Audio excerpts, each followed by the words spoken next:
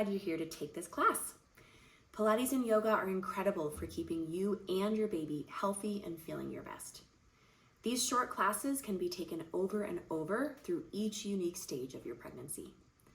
Although these videos are designed to keep your body safe for whichever stage you're in, it's still important to speak with your healthcare provider before taking part in any fitness program. Enjoy! Hi, welcome to a short postpartum healing workout. My name is Abby Price and I specialize in pre and postnatal care as a Pilates and yoga instructor. So today for class, you're going to need 2 or 3 pound weights. If you don't have any, you can use soup cans, water bottles, that's fine. Also a rolled up bath towel. You're welcome to use any other props that you have available to you, balls, blocks, blankets, pillows, etc.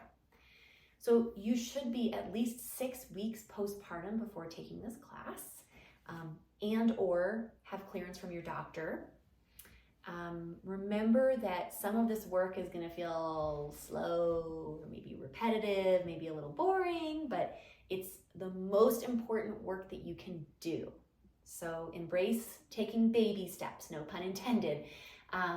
This work is tremendously, tremendously helpful.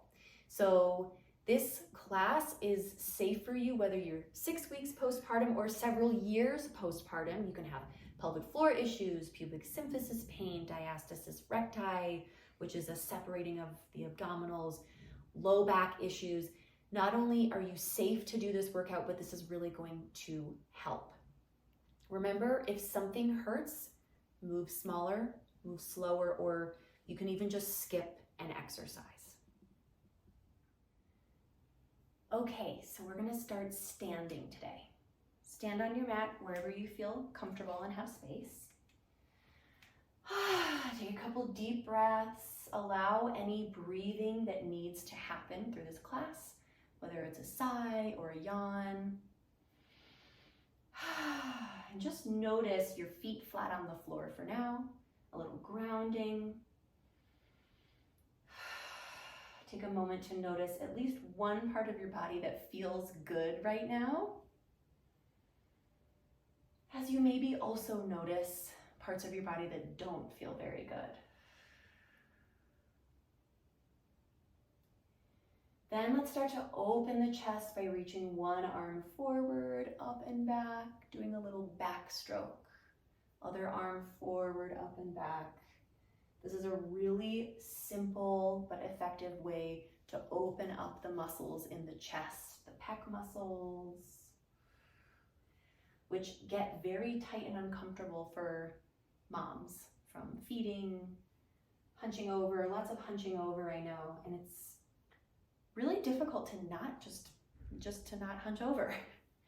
So this is a really simple, easy way to counter that. And some nice slow movement should feel good. Let's take one more with the left arm. Then coming back to center, we're going to take a standing roll down, seeing how your spine feels. Roll as far upside down as you can. Bend and stretch your legs. And then with a little bend in your knees, roll back up to standing. Let's take 2 more of those, slowly rolling forward, dropping your chin to your chest first. Allow your knees to bend throughout this movement as needed so that your lower back doesn't hurt any more than it maybe does. Last one. Stretching things out a little bit. And then roll all the way back up to standing. So now come down to hands and knees, and I'm going to have you start with some hip shifts, just gently shifting your hips forward and back. Keep your butt sticking out a little bit here without rounding your spine.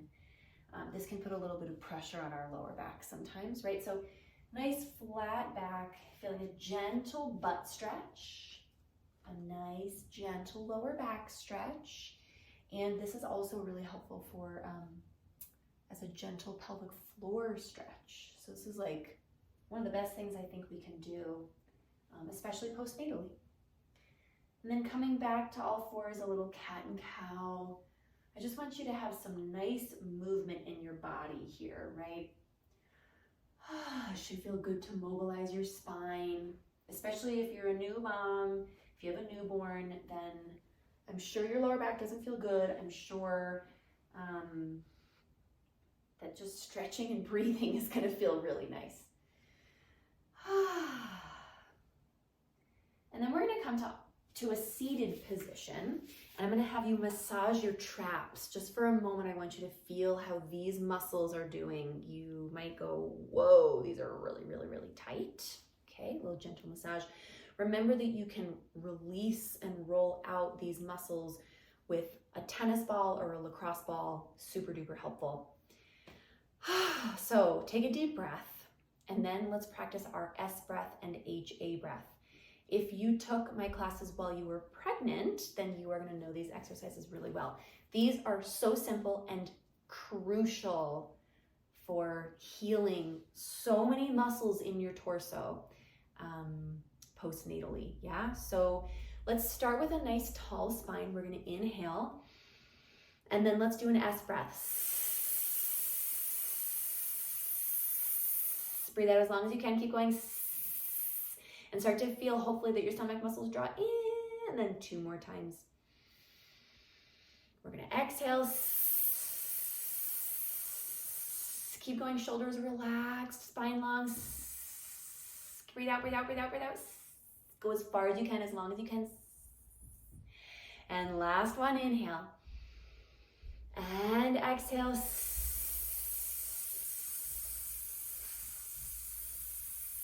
Keep breathing out, keep breathing out, keep breathing out. Maybe you Kegel too, lifting your pelvic floor muscles up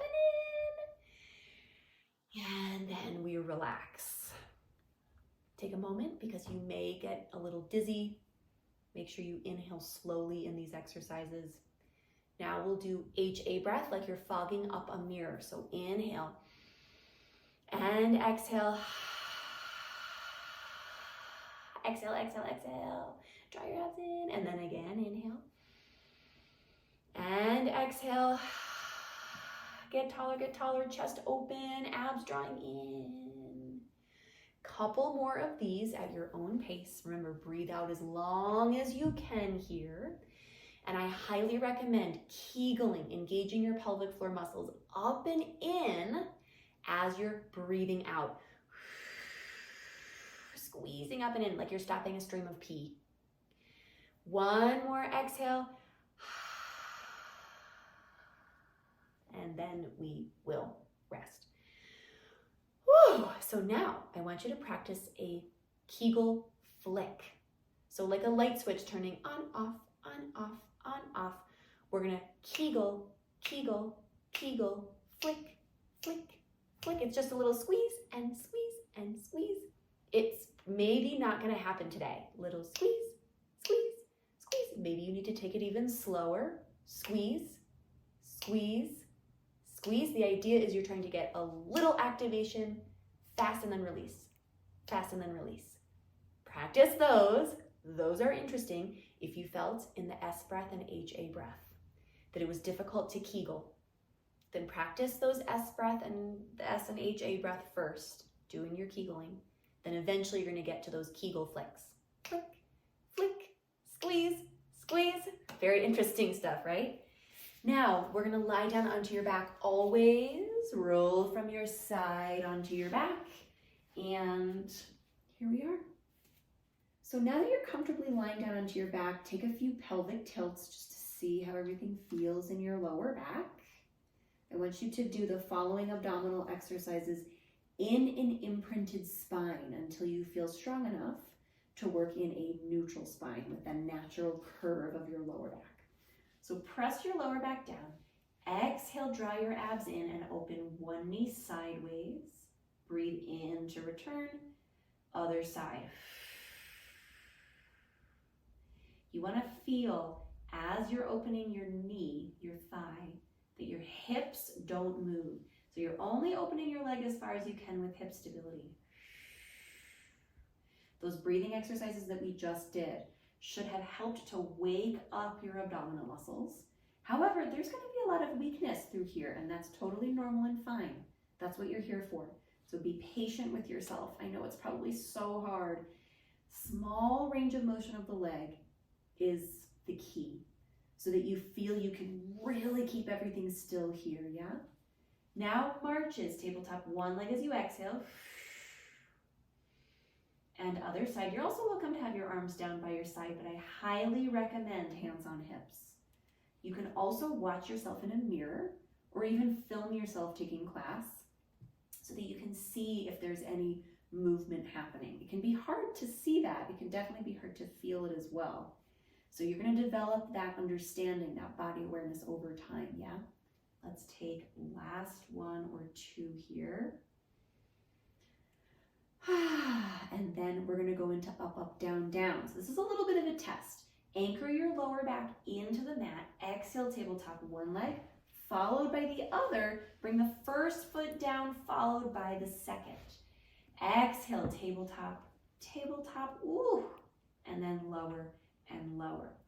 So if you're noticing that you can't keep your lower back down onto the floor, then I would just go back to your marches, just one leg up at a time, nice and slow, okay? Otherwise, up, up, and down, down. Exhale. Now everybody's a little bit different, right? So you don't necessarily have to have your lower back pressing down.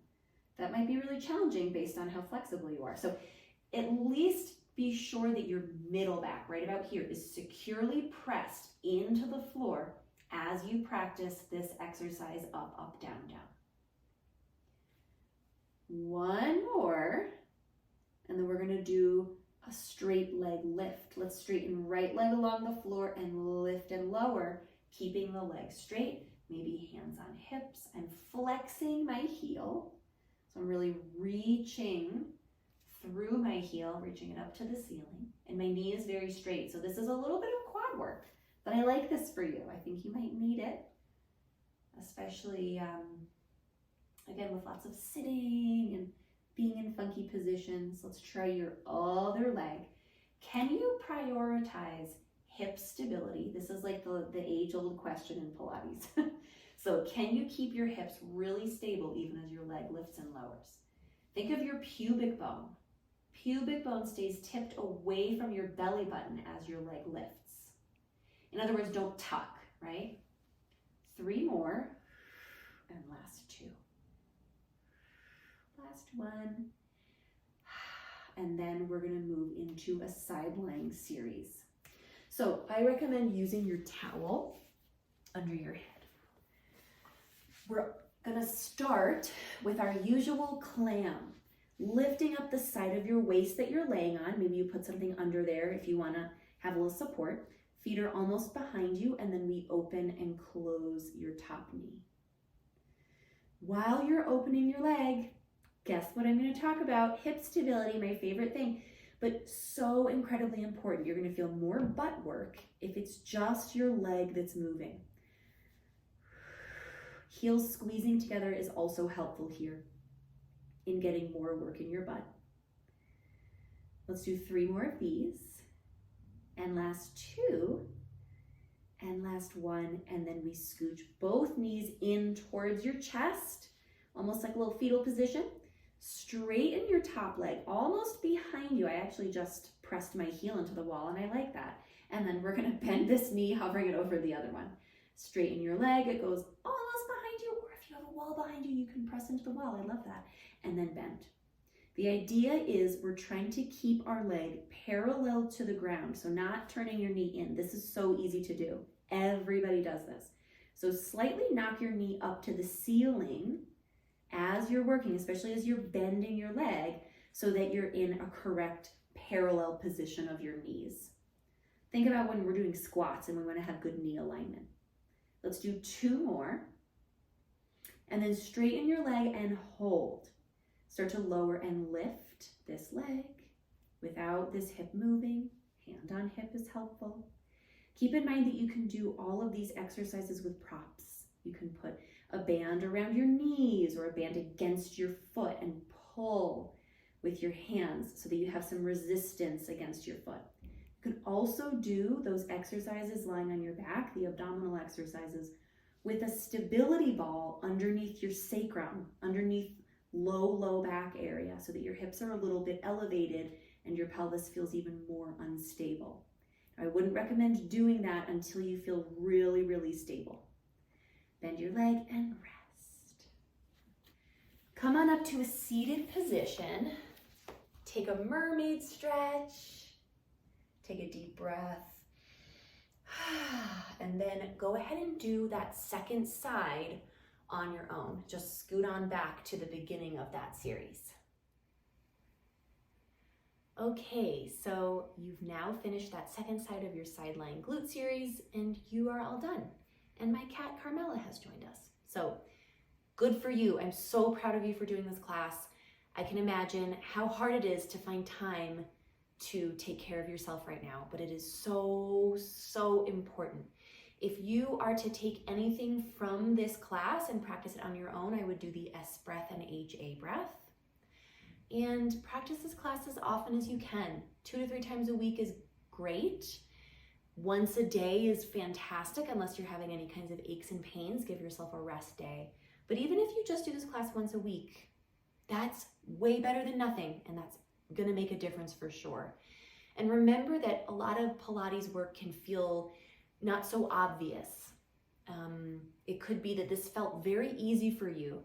So keep practicing it, stick with it. I'm telling you, stick with it and see if you can continue to do big exhales to draw your abs in. You're gonna feel the work over time. So good luck and keep taking good care of yourself.